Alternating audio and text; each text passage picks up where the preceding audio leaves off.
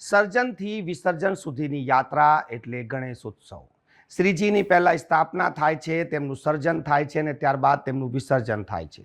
બાળકોમાં પણ ગણેશ ઉત્સવને લઈને જાગૃતતા આવે। ગણેશ ઉત્સવ શું છે, શ્રીજીનું મહત્વ શું છે તે જાણવા માટે બાળકોને પણ આ પર્વમાં સામેલ કરવામાં આવ્યા છે। સ્વામી વિવેકાનંદ પ્રાથમિક શાળાના 200 જેટલા બાળકો દ્વારા સર્જન એજ્યુકેશન ટ્રસ્ટ દ્વારા એક સુંદર પ્રયાસ કરવામાં આવ્યો છે અને આ પ્રયાસના ભાગરૂપે 200 જેટલા બાળકોએ આજે શ્રીજીની પ્રતિમાની નિર્માણ કર્યું છે।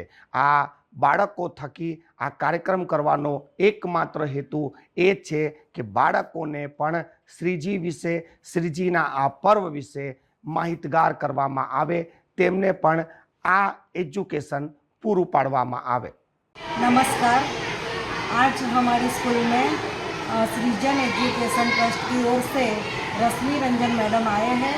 उन्होंने 200 बच्चों को मिट्टी के क्ले से गणेश जी बनाना सिखाया। उसमें हमारे स्कूल के 6 to 8 स्टैंडर्ड के 200 बच्चों ने पार्टिसिपेट किया और सबने बहुत अच्छे से गणपति बनाए।